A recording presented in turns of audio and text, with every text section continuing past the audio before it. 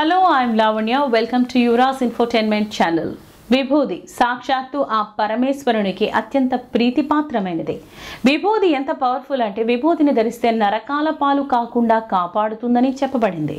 అంటే నరకలోకానికి పోకుండా ఆ పరమ మహాశివుడే వారిని కాపాడటానికి స్వయంగా వస్తాడని చెబుతారు.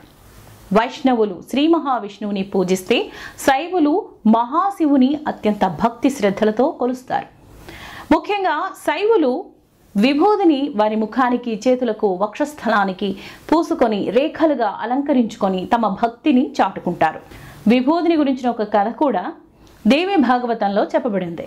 ఈ కథ 11వ స్కందంలోని త్రిపుండ్ర విభూతి తాలూకా ప్రత్యేకతలను గురించి చక్కగా వివరించబడింది. ఆ కథలో ఒకరోజు దూర్వాస మహర్షి 3 పుండ్రాలుగా అంటే 3 రేఖలుగా విభూదిని ధరించి త్రిలోకాలకు వెళ్తాడు.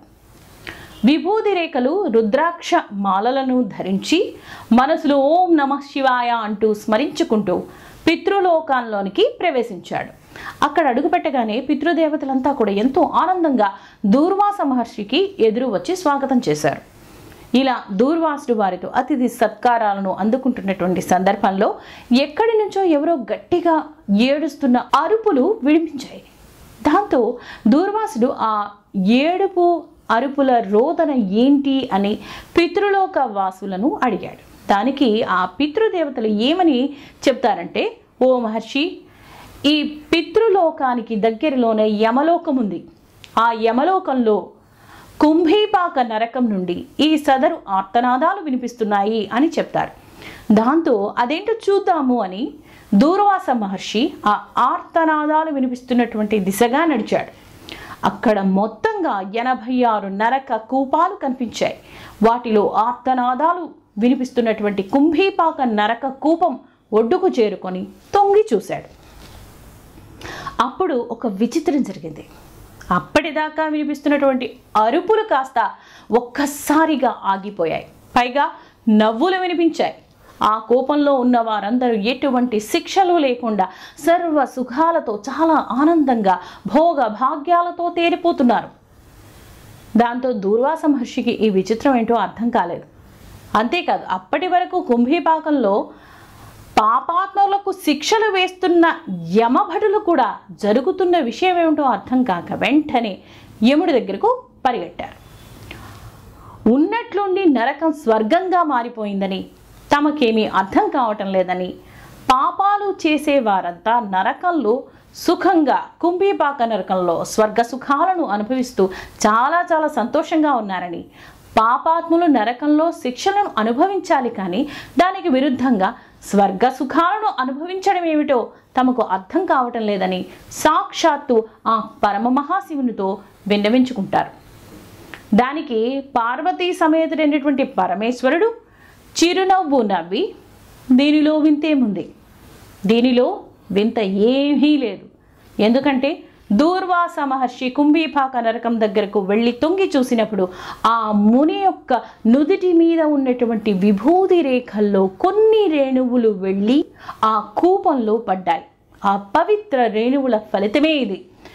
ఈ రేణువులు పడినటువంటి సమయంలోనే కుంభీపాక కూపంలో ఉన్నటువంటి ప్రాణకోటి అంతా దివ్య విమానంలోనికి ఎక్కి మరుక్షణమే వారంతా కైలాసానికి చేరుకున్నారు. భద్రగణాలు అనే పేరుతో వారందరూ ఇప్పటికీ వారక్కడే ఉంటున్నారు అని చెప్పాడు. పరమేశ్వరుడు ఆ కుంభీపాక కూపాన్ని పితృదేవతలకు పనికి వచ్చే ఉత్తమమైన తీర్థంగా మార్చేశాడు. ఆ తీర్థం పక్కనే శివపార్వతుల మూర్తులను ప్రతిష్ఠించమని చెప్పి ఆ మూర్తులు పూజలు అందుకుంటారని, ఆ ప్రాంతం పితృతీర్థంగా మారిపోతుందని చెప్పారు. దాంతో యముడు చేసేదేమీ లేక పితృలోకానికి వెళ్ళి చాలా దూరంగా మళ్ళీ కొత్త కుంభీపాక నరకాన్ని నిర్మించి పరిసర ప్రాంతాలకు విభూతిని ధరించిన శివభక్తులు ఎవ్వరూ రాకుండా కట్టుదిట్టమైన చర్యలు తీసుకోవటం జరిగింది. కేవలం కొన్ని రేణువుల విభూతి ధూళికే ఆ నరక ప్రాంతమంతా స్వర్గంగా మారిపోయింది. అందుకే విభూతిని ధరించడం అంటే మనతో పాటు ఇతరులకు కూడా ఆ సుఖాన్ని పంచటమే అని చెప్తారు. ఇక నేటి కాలంలో శివుని బూడిదను ఎలా తయారు చేస్తారో తెలిస్తే చాలా ఆశ్చర్యకరంగా ఉంటుంది. ఎందుకంటే ఏదేని ఒక వస్తువు కాలితే బూడిదవుతుంది. అయితే ఇలా కాలిన లేదా ఏదైనా వస్తువు యొక్క బూడిద పవిత్ర బూడిదగా పరిగణించబడదు. విభూది, భస్మ తిరునీరు, పవిత్ర బూడిద అనేటటువంటి హోమం నుంచి వచ్చేటటువంటి బూడిద పురాతన పద్ధతిలో వార్షిక మహాశివరాత్రి పండుగ సమయంలో వైదిక ఆచారాలను ఆవాహన చేస్తూ ఎండిన ఆవు పేడ పిడకలతో విభూదిని తయారు చేస్తారు. సాంప్రదాయ గృహాలలో ఆవు పేడతో కొన్ని రోజుల ముందే ఈ పిడకలను తయారు చేస్తున్నప్పుడు శివుడిని స్తుతించే వేద కీర్తనలు, శ్రీరుద్రం అలాగే చమకాన్ని జపిస్తారు. కరుక్కై అనే పాక్షికంగా పెరిగినటువంటి వరి ధాన్యాలు విభూది తయారీలో ఉపయోగం చేస్తారు. అనంతమైన జ్వాలని పోలి ఉండేటటువంటి శివలింగాన్ని ఈ పవిత్ర బూడిదతో ప్రత్యేకంగా అభిషేకం చేయటం జరుగుతుంది. విభూది అనేది ఒక ఆధ్యాత్మిక ఘటనకు నిదర్శనం. ఎందుకంటే ఏ జీవి అయినా ఏ వస్తువు అయినా కాలిపోయినప్పుడు చివరిగా మిగిలేది బూడిదనే. ఇదే చివరి స్థితి. ఇక కాల్చటానికి కూడా ఏమీ లేని పరిస్థితే ఈ బూడిద. ఇది జీవుల అశాశ్వత తత్వాన్ని అలాగే ఆనందం యొక్క పరిపక్వ స్థితిని కూడా సూచిస్తుంది. చాలా హుందాగా మరణించడాన్ని స్వీకరించే ప్రతీకగాను చెప్పవచ్చు. ఇది మనుషులందరూ కూడా ఏ జీవైనా కూడా అశాశ్వతమని గుర్తు చేయడానికి ఒక నిరంతరమైనటువంటి జ్ఞాపికగా ఉపయోగపడుతుంది. కామం యొక్క దేవత అయినటువంటి మన్మధుడు ఆదియోగి అయిన భగవంతునిపై తన బాణాలను ప్రయోగించడానికి ప్రయత్నం చేసినప్పుడు శివుడు అతన్ని బూడిదగా మార్చి ఆ భస్మంతోనే అలంకరించబడి దర్శనమిచ్చాడు. ఈ పవిత్రమైన బూడిద యొక్క మహిమను ఉపనిషత్తులో సైతం కీర్తించబడ్డాయి.